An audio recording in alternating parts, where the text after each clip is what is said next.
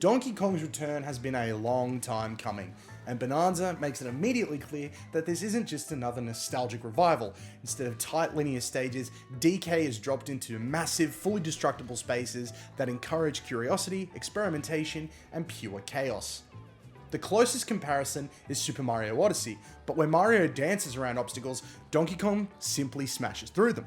The shift in philosophy results in an adventure that feels endlessly playful, deeply satisfying, and dangerously easy to lose hours to. The game opens with DK living a surprisingly mundane life, working as a miner and stuffing his face with valuable Banandium gems. That routine doesn't last long though. A catastrophic impact disrupts operation, setting DK on a journey downward into the planet's depths to chase a gang of greedy apes determined to hoard every gem for themselves. Along the way, he's joined by a younger version of Pauline, whose singing abilities play a key role both mechanically and narratively.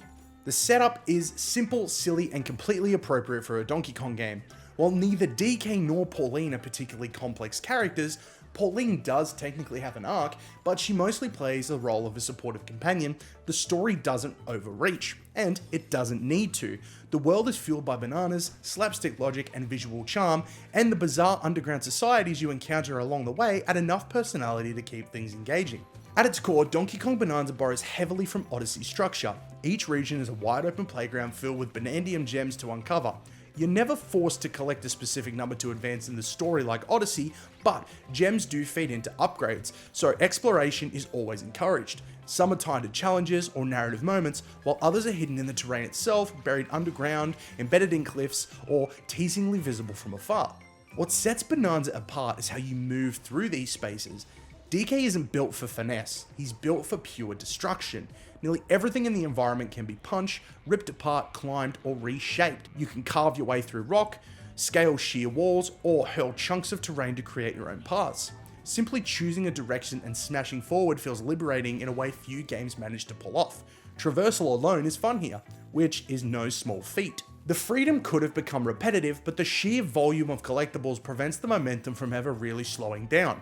Beyond Banandium gems, you'll find chips used to purchase more gems, fossils that unlock cosmetic outfits with gameplay perks, and piles of gold for consumables. You'll almost certainly end up with more currency than you will ever really need, yet the constant reward loop makes it hard to ignore. It's just one more hidden corner. Like Breath of the Wild or Odyssey, curiosity is continuously rewarded, pulling you deeper into each environment. Variety also plays a key role in keeping things fresh. Every new area introduces unique mechanics or environmental quirks, and scattered challenge rooms offer bite-sized tests focused on combat, platforming, or your puzzle-solving skills. The game is undeniably on the easier side of combat in particular. It's straightforward, but never feels mindless. Collecting 5 gems will grant you a skill point, allowing you to upgrade DK's abilities. These upgrades are mostly incremental, but they just add enough progression to make the exploration feel purposeful. One of Bananza's standout mechanics is its transformation system. When Pauline sings, DK can temporarily enter a Bananza state, transforming into powerful animal forms. The initial Kong Bananza allows him to demolish otherwise indestructible materials, while later forms offer different traversal and combat advantages. Importantly, these transformations are balanced really well enough that they enhance the experience without breaking it.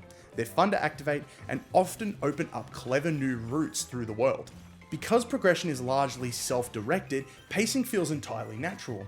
You can obsessively clear each level or breeze through and move on. It's your call. Fully completing the game also includes post-game content that roughly took me about 20 hours, but it rarely feels like a grind. There's also a local co-op mode where a second player controls Pauline in a sort of support role, making it a great option for playing alongside a younger or more casual partner. In addition, there's an artist mode that lets you sculpt terrain freely, offering a surprising challenge and creative diversion from the main adventure. From a visual standpoint, Donkey Kong Bananza is impressive, especially considering how much of the world can be destroyed in real time. DK's exaggerated cartoon-heavy redesign, even though I'm not the biggest fan, makes him feel far more expressive, and the environments burst with color and detail. While there are occasional frame drops and noticeable pop-ins during especially chaotic moments, they're rarely detached from the experience. The soundtrack is equally enjoyable, weaving in familiar Donkey Kong themes while maintaining its own identity, though it sometimes fades into the background amid some of the crazy on-screen mayhem and boss fights. Ultimately though, Donkey Kong Bonanza is an outstanding reinvention of the franchise.